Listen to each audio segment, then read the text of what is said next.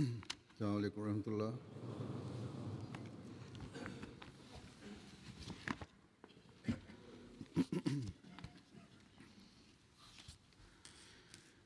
أشهد أن لا إله إلا الله وحده لا شريك له وأشهد أن محمدا عبده ورسوله أما بعد فأعوذ بالله من الشيطان الرجيم بسم الله الرحمن الرحيم الحمد لله رب العالمين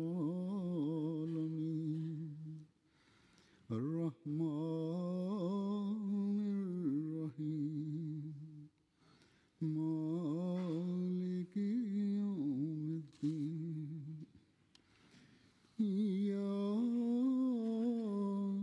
نعبد وإياك نستعين اهدنا الصراط المستقيم صراط الذين أنعمت عليهم غير المغضوب عليهم ولا الضالين.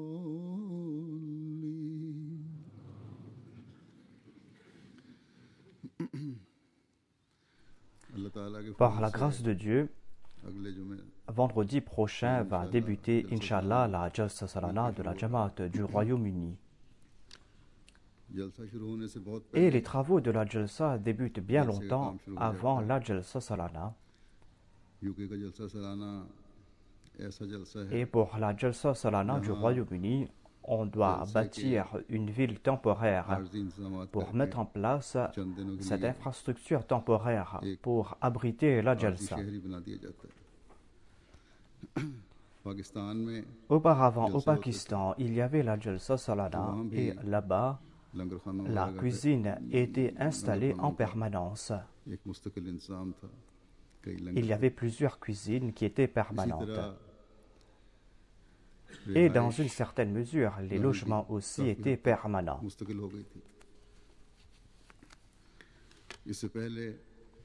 Quand la Jamaat avait à sa disposition son école et son collège, il utilisait ces bâtiments comme logements, mais lorsque l'État a réquisitionné cette école et ces collèges, eh bien, on a dû bâtir d'autres logements. C'est vrai aussi qu'il y avait un grand nombre d'invités. C'est pour cette raison qu'on devait mettre en place des logements temporaires. On devait installer aussi des tentes pour les accueillir. En sus de cela, les habitants de Rabwa accueillaient un grand nombre d'invités chez eux à la maison.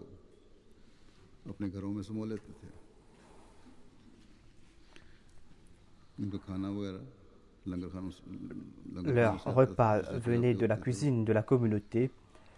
Et en tout cas, il y avait des installations permanentes à Rabwa pour la Jalsa Salana.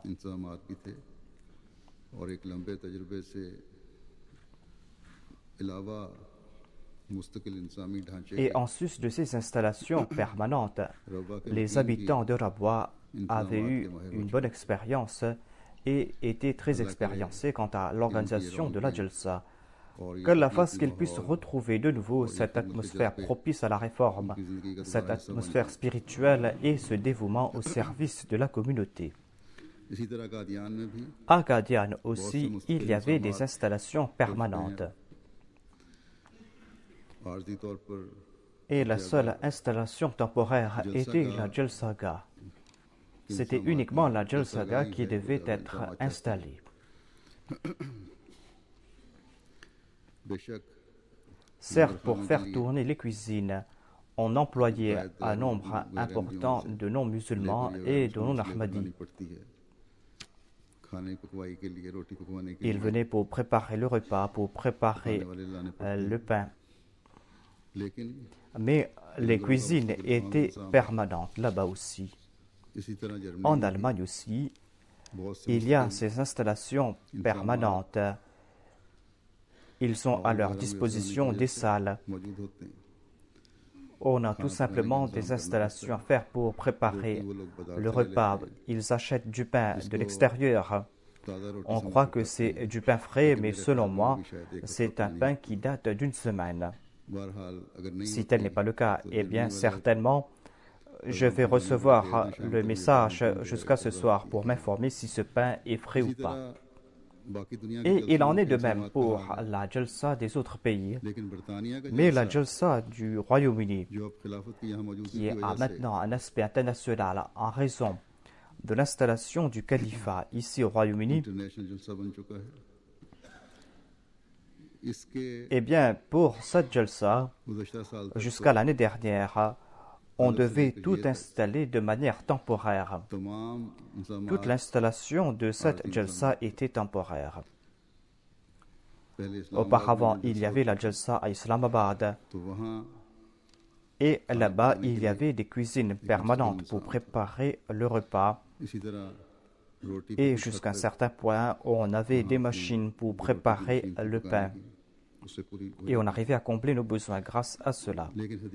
Mais depuis qu'on a organisé la Jalsa Salana à Hadikatul Mahdi, depuis que la Jalsa a débuté là-bas sur ce site, depuis 2 ou 3 années, on préparait le repas dans une cuisine temporaire à Hadikatul Mahdi parce qu'on avait ressenti qu'il y avait des difficultés pour préparer le pain à Islamabad. Le pain était préparé à Islamabad et on achetait le reste à l'extérieur. Mais c'est pour cette raison qu'il y avait nombre de difficultés. Et nous avons contacté la mairie et nous avons essayé d'avoir cette permission d'avoir une cuisine permanente à Hadikatul Mahdi. Pour avoir une cuisine temporaire, il faut installer des tentes et cela crée de grandes difficultés et c'est quelque chose qui peut être dangereux aussi.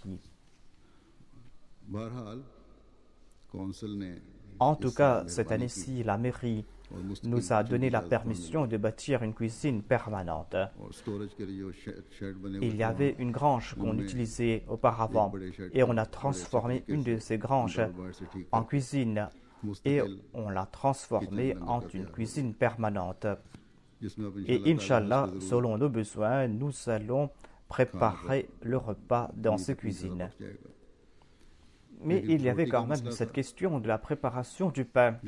J'ai attiré l'attention des organisateurs et l'Amir Saheb et les autres pensaient qu'ils allaient acheter le pain à l'extérieur ou qu'ils allaient faire préparer le pain à Islamabad. Je leur ai demandé d'installer de nouvelles machines pour préparer le pain, mais je pense qu'ils avaient des appréhensions en raison des dépenses.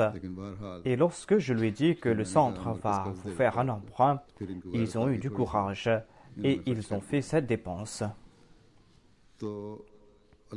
Par la grâce de Dieu, on a acheté une machine à préparer le pain du Liban et un frère dévoué du Pakistan, un Ahmadi, est parti au Liban pour acheter cette machine et l'a installée ici. Il est en train de donner son temps pour installer cette machine ici. Il a eu l'expérience à Rabwa et à Kardian où il a installé ces machines et il a accompli un très bon travail ici. Ainsi donc à Hadikatul Mahdi, on a des cuisines permanentes par la grâce de Dieu. On peut ici préparer le pain et on peut aussi préparer le repas. Pour cela, nous allons devoir remercier la mairie qu'Allah récompense toutes ces personnes qui nous ont donné cette permission. Mais quand même, cette Jalsa a cette distinction par rapport aux autres Jalsa. L'installation de toute cette Jalsa est temporaire. Pour s'occuper de 30 000 personnes, on doit faire des installations temporaires. Mais quand il commence à pleuvoir, il y a des difficultés concernant les logements et concernant les passages. On arrive à résoudre cette question des passages en installant des voies, mais on doit installer des tentes et des petits chapiteaux pour les logements et aussi pour servir le repas. Et il y a d'autres difficultés. Ces difficultés sont toujours là. En tout cas, un temps viendra, Inch'Allah, lorsqu'on va résoudre ces difficultés, et il se peut très bien que cette ville temporaire se transforme en une ville permanente de la Jamaat Ahmadiyya. Comme je l'ai dit auparavant, il y a cette installation temporaire. On doit installer toute cette ville. Et dans une grande mesure, ce sont des volontaires qui viennent pour installer cette ville temporaire. Il y a des Ansar en bonne santé qui viennent nous aider.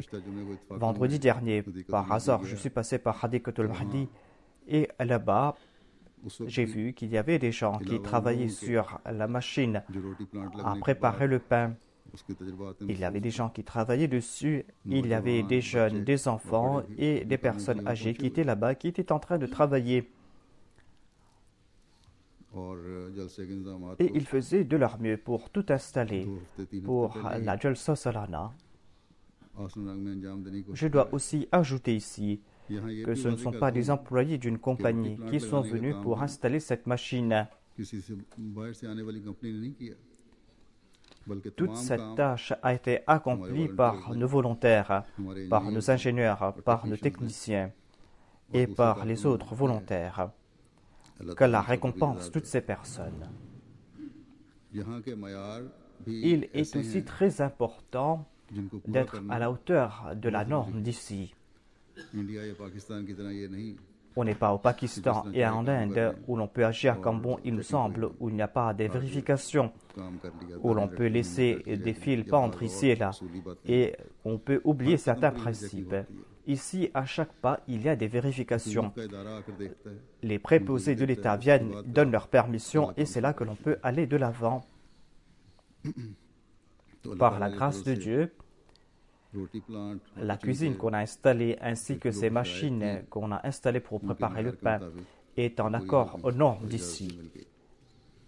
Et ils nous ont donné leur permission pour cela. Ce que je voulais dire donc était que on doit faire davantage d'efforts ici en raison de ces installations temporaires. Et par la grâce de Dieu, les bénévoles Ahmadis travaillent avec grand dévouement. Ils sont animés de cette ardeur, de ces sentiments qu'ils doivent servir la communauté. Et c'est là une distinction des Ahmadis. Les Ahmadis sont toujours prêts à tout sacrifice. Il y a l'association des ingénieurs qui est en train de travailler, il y a l'association des médecins qui est en train de travailler, il y a d'autres départements où il y a des gens qui sont en train de donner de leur temps pour travailler en sus des travaux de la Jalsa. Ils sont en train de travailler tout au long de l'année. Ainsi, c'est là une distinction de la Jamaat Ahmadiyya où les volontaires sont en train de travailler pour sa cause. En raison de l'entraînement qu'ils ont reçu pendant l'année, les Ahmadis sont toujours là pour servir les invités. Et c'est là une distinction des Ahmadis. Les enfants, les jeunes, les vieux, les hommes et les femmes, tous sont là et sont animés de cette ardeur pour servir pendant la Jalsa. Et ils assument leurs responsabilités au sein de la Jalsa. Ils le font avec ardeur. Il doit en être ainsi parce que les invités de la Jalsa sont les invités du Messie premier alayhi salam. Cette hospitalité est une distinction, c'est une excellence morale et c'est aussi une partie de la foi. Quelle était la norme de l'hospitalité du Messie premier alayhi salam? Nous devons connaître cela afin que notre norme soit meilleure. Un jour, le Messie premier alayhi salam n'était pas en bonne santé, il était en train de se reposer. Un invité est venu. Il a reçu ce message. Le Messie premier alayhi salam est sorti de sa maison. Il a dit que je me suis dit que l'invité a un droit et il est venu en passant par mille et une souffrances. C'est pour cette raison que je suis sorti de ma maison pour m'acquitter de mon devoir. Aujourd'hui aussi, telle est la norme que nous devons atteindre par rapport aux invités du Messie premier et salam. Nous devons maintenir cette même norme. Aujourd'hui, on nous offre cette occasion d'accueillir des invités, et ce ne sont pas de simples invités. Ce sont des invités qui viennent pour un objectif spirituel. Ils ont entrepris ce voyage afin de participer dans la Jalsa pour écouter les paroles de Dieu et de son prophète pendant 3 jours. Ils viennent ici afin qu'ils puissent faire leur réforme spirituelle et religieuse. Ces invités sont en train de venir afin qu'ils puissent établir cette atmosphère de fraternité et d'amour. Il y a nombre d'invités qui passent par de grandes difficultés. Il y a certains de ces invités qui vivent très à l'aise chez eux. Et ces invités viennent ici. Et ici, il n'y a pas ces facilités. Et ici, ils doivent se mettre en difficulté pendant ces jours, mais ils acceptent cela. Il y a aussi d'autres invités qui sont plus pauvres et qui se mettent en difficulté, qui viennent de très loin, afin tout simplement de profiter des bénédictions de la Jalsa. Ces personnes répondent à l'appel du Messie premier alayhi salam. Ils viennent tout simplement pour rencontrer le calife, pour l'écouter. Certes, aujourd'hui, il y a la MTA, et la MTA a rapproché le monde de la Jamaat Ahmadiyya. Mais quand même, l'atmosphère de la Jalsa est une atmosphère particulière. Ainsi, nous ne devons pas croire qu'aujourd'hui, les gens ne passent pas par des difficultés. Ces invités ne souffrent pas. Il y a certains qui sont âgés et il y a certains qui sont malades, mais en dépit de cela, acceptent d'endurer ces souffrances durant ces voyages. Et comme je l'ai dit, certains ont abandonné le confort de leur maison et viennent uniquement pour cette cause spirituelle et dorment dans des tentes et se contentent d'un repas très simple. Nous avons des devoirs envers ces invités. Et par la grâce de Dieu, la majorité de ces invités viennent uniquement pour la Jalsa. Aujourd'hui, ces voyages coûtent très cher, mais en dépit de cela, ils font ces dépenses et ne s'en soucient pas.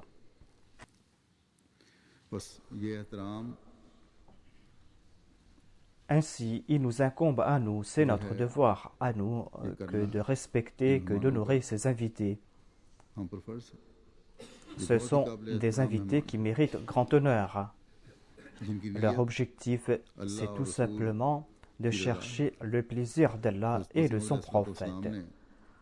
À une autre occasion, le Messie premier salam a prodigué des conseils concernant les invités.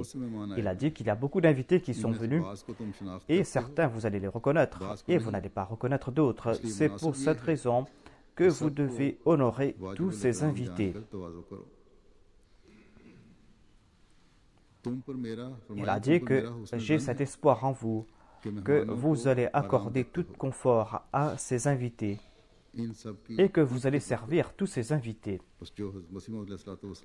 Ainsi donc, ce sont les invités du Messie premier salam. Ils sont venus pour un objectif spirituel. Leur intention, c'est de chercher le plaisir de Dieu. Dans ce cas, nous devons, avec vigilance, être de ceux qui respectent les espoirs et les attentes du Messie premier salam, et nous devons toujours servir tout invité.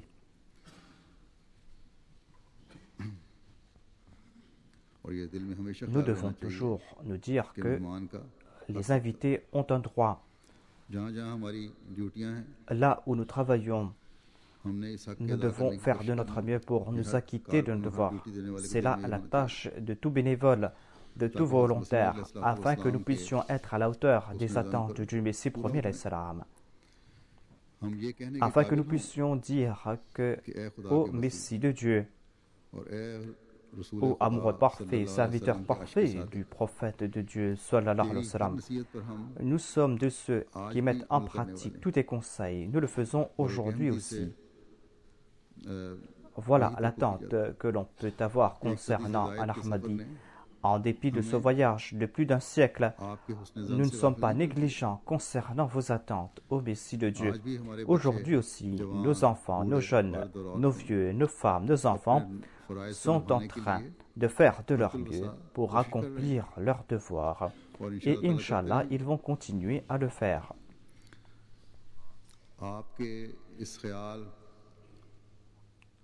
Et certainement, nous devons avoir en tête ces sentiments, ces pensées du Messie premier l'Islam. Et nous devons toujours faire des efforts en ayant en tête cela. Le Messie premier l'Islam a déclaré que moi, je désire point que mes invités souffrent et je prodigue tout le temps ces conseils, c'est-à-dire que l'on doit accorder tout confort à nos invités. Il a déclaré que le cœur de l'invité est aussi fragile que le cristal et peut se briser au moindre secousse. C'est un conseil très important. On ne doit pas se contenter de faire des déclarations verbales. Cela doit être notre exemple pratique. Maintenant, il y a des jalsa partout dans le monde. Il y a des invités qui viennent pour ce jalsa. Mais il y a des gens qui viennent de différents pays, des gens appartenant à différents peuples qui viennent particulièrement pour cette jalsa. La norme de chaque peuple et de chaque couche de la société est différente. Le seuil de patience de tout un chacun est différent. La manière de s'exprimer et les émotions de tout un chacun sont différents.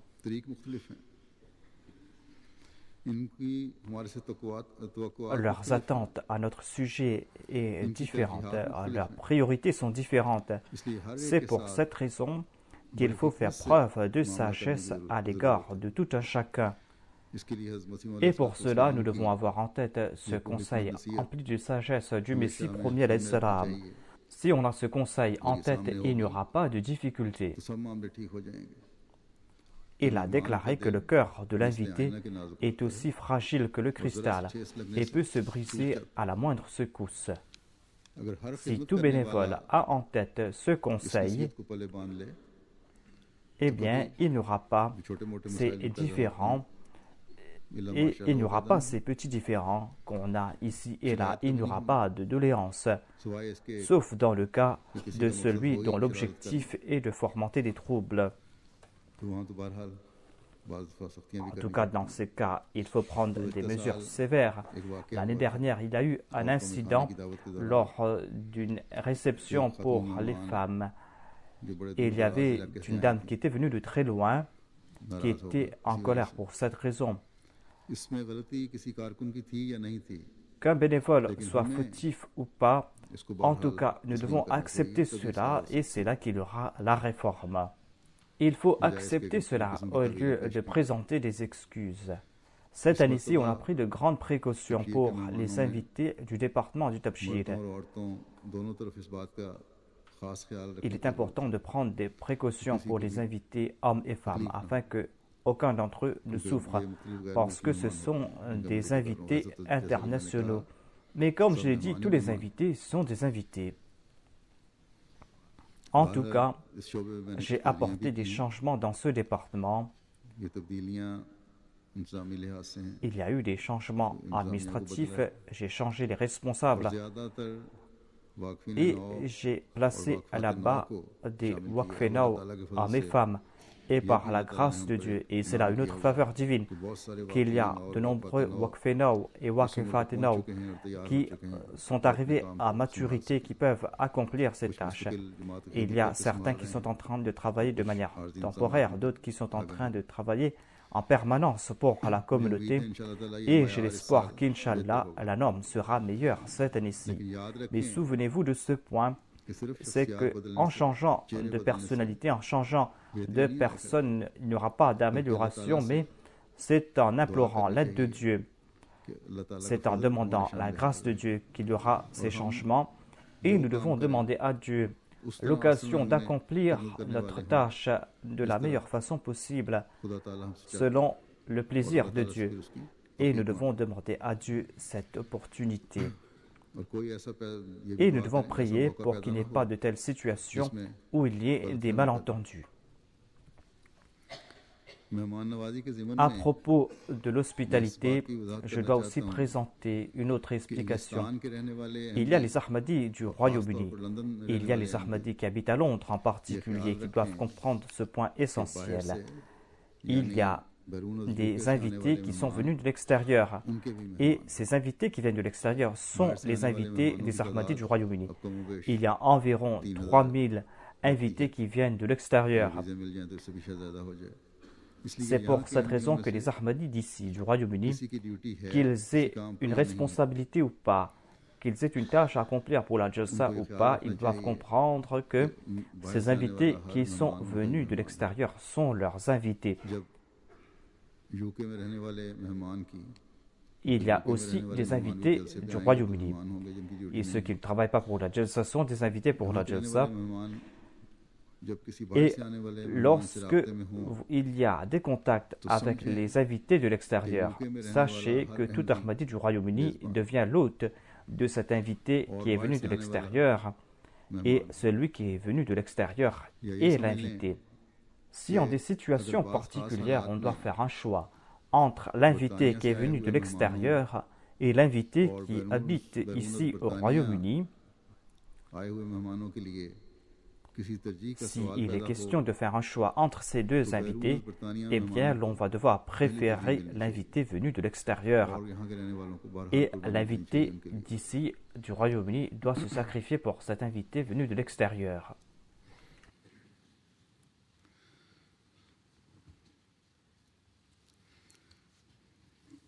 Ainsi, souvenez-vous de ce point. Qu'en certaines situations, en dépit du fait que vous êtes un invité, vous devez aussi être un hôte. Cette responsabilité n'incombe pas uniquement aux bénévoles. Ainsi, il faut qu'il y ait cette ouverture d'esprit. Ayez cette ouverture d'esprit et soyez de ceux qui sont prêts à se sacrifier pour les autres. Lorsque vous allez agir en ce sens, c'est là que vous allez donner naissance à cette belle société. Lorsque nous lisons certains hadiths, nous nous disons que, au lieu d'être des invités, il vaut mieux d'être des hôtes. Selon un hadith, l'hospitalité est une distinction des croyants. Dans un hadith, il est dit que le saint prophète sallallahu alayhi wa sallam a déclaré que celui qui croit en Dieu et en son prophète doit honorer ses invités. En d'autres termes, cela signifie que ne pas honorer ses invités, ne pas respecter ses invités, est un signe que sa foi en Dieu et au dernier jour est faible. Le Messie premier alayhi salam a attiré notre attention à ce sujet. Il a attiré notre attention concernant l'hospitalité à plusieurs reprises. Il l'a fait suite aux directives de Dieu et aux directives du Saint-Coran. Il l'a fait afin que nous puissions renforcer notre foi. Et selon un autre hadith, le saint prophète Mohammed lui a déclaré que c'est une grande vertu que de se présenter à son frère le visage souriant. Durant ces 3 jours de la Jalsa, vous devez accomplir des bonnes œuvres. Et en sus de cela, vous devez vous présenter à votre frère le visage souriant. C'est là une grande vertu. Il y aura différentes occasions qui vont naître.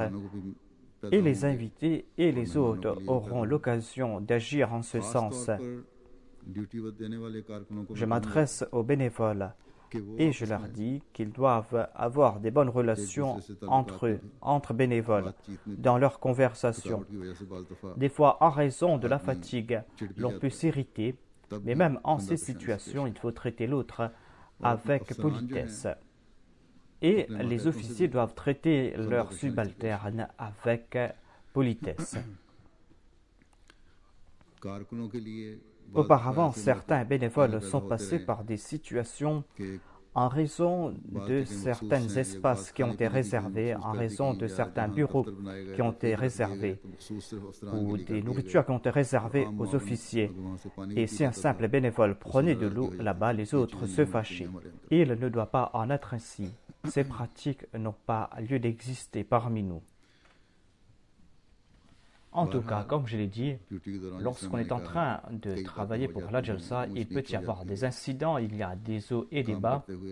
Cela peut se passer lorsqu'on est en train de servir, mais que l'on se souvienne que nous devons toujours faire preuve de politesse. Certes, on doit traiter avec politesse les invités, mais si on est poli les uns à l'égard des autres, lorsqu'on est en train de travailler, eh bien, cela aura de l'effet sur les invités aussi. Et l'atmosphère sera encore plus agréable. Et cela aura de l'effet sur les invités non musulmans.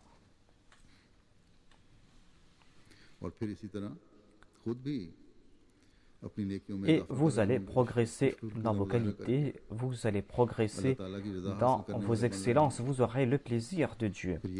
On doit se souvenir de ces points, à savoir que tout bénévole, tout volontaire n'est pas en train d'accorder quelque faveur à l'invité, mais comme l'a déclaré le Messie promis à l'Islam, comme je l'ai dit auparavant. Et c'est un fait que le saint prophète Mohammed lui avait évoqué auparavant, à savoir c'est le droit de l'invité. Et Dieu nous demandera des comptes concernant nos devoirs. Que dit-il à ce sujet? Il a déclaré وَآتِ ذَا الْقُرْبَى حَقَّهُ وَالْمِسْكِينَ وَابْنَ السَّبِيلِ وَلَا تُبَذِّرْ تَبْذِيرًا. Et accorde les droits aux proches et aux indigents et aux voyageurs et évite toute dépense futile. Ici, on a évoqué les droits de 3 catégories de personnes.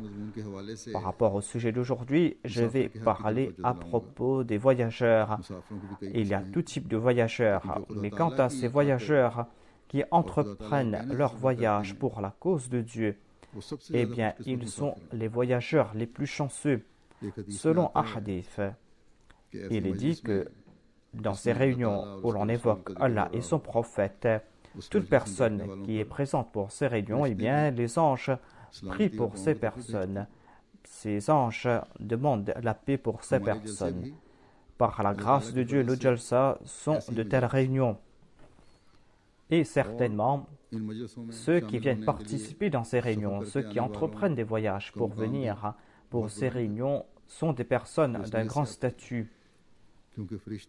Ces personnes viennent avec cette intention et ces personnes reçoivent les prières des anges. Sacheuses sont ces personnes qui sont là pour servir de tels voyageurs. Et Dieu a établi leurs droits. Certainement, en s'acquittant de ses devoirs, on aura le plaisir de Dieu. Et quant à celui qui a pu avoir le plaisir de Dieu, il n'y a pas de personne plus chanceuse qu'elle. Si l'on médite à ce sujet, eh bien, ce sera quelque chose de très grandiose. Après avoir accompli une bonne œuvre, il y a une autre porte qui s'ouvre pour nous pour accomplir d'autres bonnes œuvres. Comme je l'ai dit au tout début, que l'on doit comprendre l'esprit derrière ces services que l'on doit rendre. On doit comprendre les sentiments derrière cela. Certes, les gens travaillent en ce sens, ont ces sentiments, mais on doit affiner davantage ces qualités. On ne doit pas se contenter de servir au cours de la Jalsa parce que la Jamaat nous demande de servir, parce que la Jamaat nous demande de venir pour servir. On ne doit pas venir tout simplement parce que le Sadr de la Khuddam al-Ahmadiyya nous a demandé de venir travailler, ou tout simplement parce que le Sadr de la Lajna nous a demandé de venir et de travailler. On ne doit pas venir pour cet objectif. L'objectif, c'est d'avoir le plaisir de Dieu. Les compagnons du saint prophète Mohammed Mustafa sallallahu alayhi wa sallam ont tout fait pour servir leurs invités afin d'avoir le plaisir de Dieu et de son prophète. Je vais citer un exemple. C'est un récit que nous avons souvent entendu, mais à chaque fois, il nous donne un grand plaisir de l'écouter. Et ce récit nous donne de grandes leçons. Hadrat Abu Huraira radhiyallahu anhu raconte: un voyageur vint voir le saint prophète Mohammed paix soit sur lui. Le saint prophète envoya un message à ses épouses leur demandant d'envoyer un repas pour son invité. Et on lui répondit qu'il n'y avait que de l'eau à la maison. Et le saint prophète Mohammed paix soit sur lui demanda à ses compagnons: qui va s'occuper du repas de cet invité? Un Ansari répondit: je vais m'occuper de lui. Il est parti chez lui et demanda à sa femme de préparer un repas pour l'invité du saint prophète, paix soit sur lui. L'épouse répondit que le repas que nous avons va suffire uniquement aux enfants. L'Ansari a déclaré: prépare le dîner, allume la lampe, et lorsque ce sera l'heure de nourrir les enfants, eh bien couche les enfants sans les donner de quoi à manger. La femme a préparé le repas, a allumé la lampe, a fait coucher ses enfants sans les donner de quoi à manger. En feignant de régler la lampe, elle a éteint la lampe. Tous deux étaient assis avec l'invité en feignant de manger. Et tous deux sont restés affamés la nuit. Le matin, lorsque l'Ansari s'est présenté au saint prophète, celui-ci a ri et a déclaré que l'action que tu as accomplie la nuit a fait sourire à Dieu. Votre action a plu à Dieu. Et ce verset fut révélé à cette occasion. وَيُؤْثِرُونَ عَلَى أَنفُسِهِمْ وَلَوْ كَانَ بِهِمْ خَصَاصَةٌ وَمَنْ يُوقَ شُحَّ نَفْسِهِ فَأُولَٰئِكَ هُمُ الْمُفْلِحُونَ. Il est dit que ces croyants donnent préférence aux autres sur eux-mêmes, bien qu'ils soient eux-mêmes dans l'indigence, et quiconque est débarrassé de la convoitise de sa propre âme, ce sont ceux-là qui prospéreront. Voyez donc ce grand sacrifice. Ils ont couché leurs enfants sans leur donnant à manger afin de nourrir leurs invités. Aujourd'hui, par la grâce de Dieu, personne ne passera par de telles situations. En particulier, pour les invités de la Jamaat, par la grâce de Dieu, on ne va pas passer par de telles situations. Cet invité pour lequel les membres de cette famille ont fait des sacrifices, cet invité était l'invité de la Jamaat. Cet invité était venu pour des objectifs spirituels. Cet invité était venu pour se présenter au saint prophète Mohammed, paix soit sur lui. En laissant cet exemple, ils nous ont enseigné l'importance de l'hospitalité. C'était l'invité du saint prophète Mohammed, paix soit sur lui. Il avait un très grand statut. Et aujourd'hui, les invités du serviteur parfait du saint prophète, ces invités ont aussi une très grande importance. Ainsi, aujourd'hui, tout invité doit avoir en tête l'importance de ses invités. Apparemment, ils ont commis une injustice. Leurs enfants se sont endormis, affamés. Mais ils ont laissé un très grand exemple de l'hospitalité et du sacrifice. Toute la famille a participé dans ce sacrifice. Certains l'ont fait de gaieté de cœur, d'autres l'ont fait par contrainte. Certainement, Dieu a béni ses enfants. Tout comme on le comprend à la lumière de ce verset. Allah a déclaré que de telles personnes sont des muflihoun. Qui sont ceux qui auront le salut, le succès? Voyons de plus près cela. Le muflih, celui qui a remporté le succès, celui qui progresse, celui qui remporte succès après succès, celui qui atteint l'objectif de ses désirs qui sont purs et qui s'en réjouit, celui qui reçoit ce qui est bien, celui qui progresse de manière permanente et celui qui vit dans cet état. Celui qui vit dans le confort et celui qui jouit de la protection. Ainsi, en sacrifiant un repas, en sacrifiant ces repas pour un invité, ils ont mérité le plaisir de Dieu et ont fait de grands progrès et de grands bons. Et celui qui a pu avoir le plaisir de Dieu, a-t-il besoin d'autre chose? Souvenez-vous de ce point. Sachez que c'est là le statut de ceux qui servent leurs invités. C'est le statut que nous devons atteindre en servant nos invités. C'est la norme que nous devons atteindre. Et c'est grâce à cela que nous allons nous rapprocher de Dieu Et c'est ainsi que nous allons embellir notre vie ici-bas et dans l'au-delà, Inch'Allah. Ainsi, nous devons nous souvenir de ce point. Dieu nous donne l'occasion de servir les invités du Messie promis alayhi salam, et Dieu désire que nous soyons parmi les muflihin. Il est en train de nous ouvrir cette voie. Qu'Allah fasse que tous les bénévoles, tous les volontaires puissent profiter de ces bénédictions. Et qu'Allah facilite aussi l'organisation de la Jalsa Salana.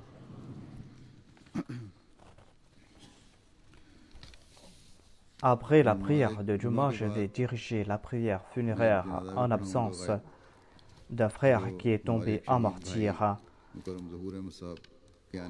C'est la prière funéraire de Mukarram Zahur Ahmad Sahib Kiani. Il a été assassiné le 21 août dernier à Karachi et il est tombé en martyr. Inna lillahi wa inna ilayhi raji'un.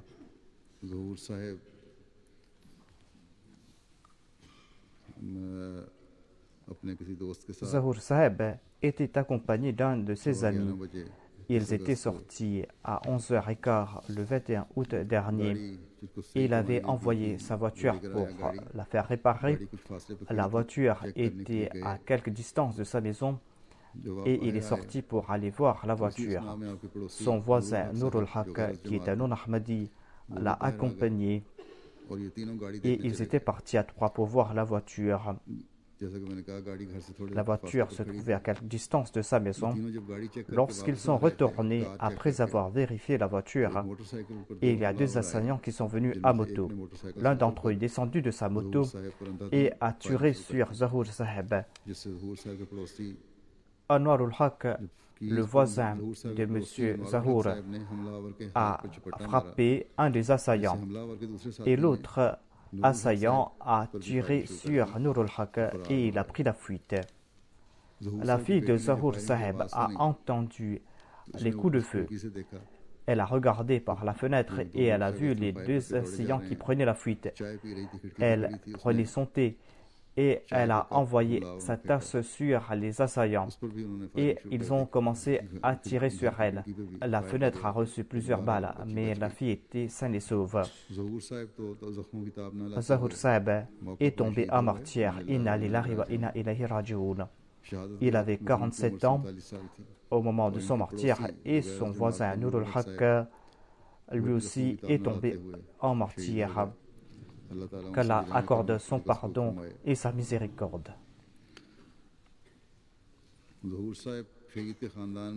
Ce fut Youssouf Kiani, l'oncle du martyr qui avait embrassé l'Ahmadiyya en 1936. Un de ses oncles qui avait embrassé l'Ahmadiyya était Mukarram Mohammed Saïd Kiani Sahib. Tous deux étaient des érudits et ils ont embrassé l'Ahmadiyya après avoir fait des recherches. Par la suite, le père du martyr ainsi que sa mère et trois de ses oncles ont embrassé l'Ahmadiyya. Ils étaient de la région de Muzaffarabad, au Cachemire. Le martyr est né en 1966 et en 1976, il s'était établi à Karachi. Il a complété ses études et sa maîtrise et il a commencé à travailler dans le département des finances. Et jusqu'au moment de son martyr, il travaillait comme un clerc dans le département anti-contrebande de la douane. Zahur Sahib coopérait avec sa Jamaat et sa Majlis. C'était une personne très simple. Il était parmi les premiers dans les sacrifices financiers. Une de ses qualités était qu'il était très hospitable. Et il ne retournait jamais ses invités sans les avoir nourris.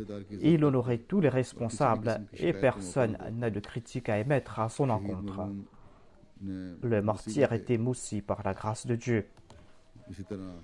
Il aimait prêcher le message de l'Ahmadiyya et grâce à lui, une personne a embrassé l'Ahmadiyya en 2009. Après son martyr à l'hôpital et pour ses prières funéraires, il y a un grand nombre de ses collègues qui étaient venus et tous ont loué les grandes qualités du martyr. Un de ses collègues, qui était tout près de sa dépouille, a pleuré à chaudes larmes. Il a déclaré que le martyr était une personne très simple, qui possédait de grandes qualités. Lorsque nous étions en colère, dit-il, il nous encourageait à être patients. Ces officiers ont dit que Zahur Ahmad Kiani était un soldat très brave. En très peu de temps, il nous avait conquis le cœur. Et aujourd'hui, nous avons perdu un grand compagnon. Son beau-père, Bashir Kiani, a déclaré que le martyr aidait tout le monde dans la famille. Il était dans une meilleure situation financière et il aidait tous les membres de la famille lorsqu'on était en difficulté. Et en sus de la famille, il aidait aussi les indigents qui frappaient à sa porte. Il avait une très bonne relation avec ses enfants. Il subvenait aux besoins de sa famille et de ses enfants. Il faisait de son mieux pour les études de ses enfants. Son épouse a déclaré que Dieu lui avait donné un très bon cœur et c'est pour cette raison que peut-être qu'il est tombé en martyr. C'est pour cette raison que Dieu lui a donné ce très bon cœur. Il n'a jamais réprimandé ses enfants. Sa femme déclare que mon mari m'a demandé de nettoyer mes chaussures et il est descendu. Et après l'attaque, moi et mes enfants, nous sommes sortis pour le voir. En le voyant, nous avons constaté qu'il était souriant.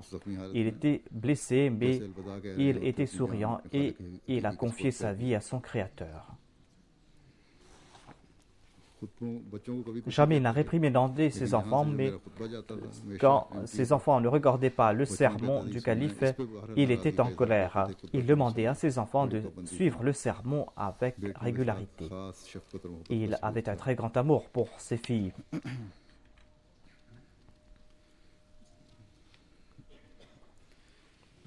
Il a laissé derrière lui son épouse, Tahira Zahur Kiani Sahiba, 3 fils et 4 filles. Imran Kiani, qui a 20 ans, Kamran Kiani, qui a 14 ans, Sarfaz, qui a 3 ans. Et il a laissé sa fille Nour Saba, qui a 16 ans, Nurulain, qui a 14 ans, Atiatul Mujib, qui a 7 ans, Faïka, qui a 5 ans. Qu'Allah exalte le statut du martyr, qu'Allah accorde sa protection à ses enfants et qu'Allah accorde sa protection à son épouse.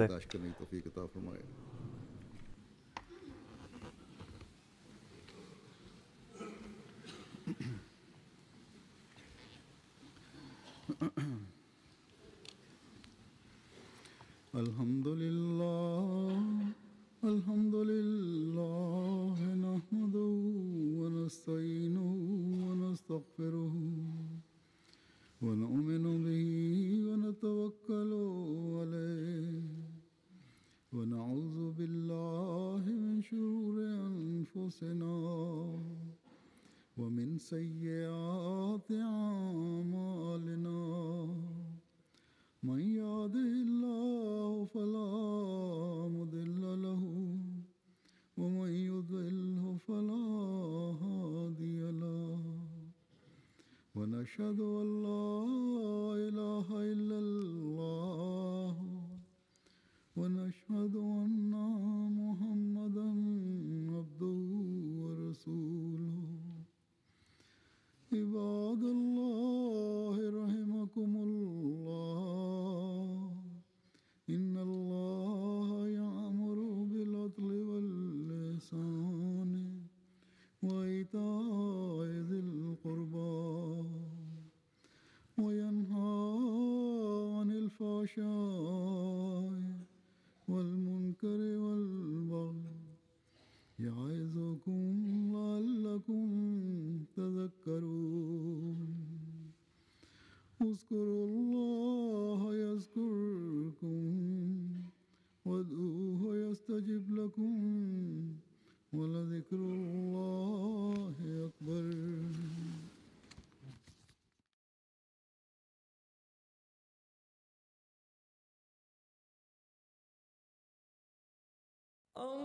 اللهم صل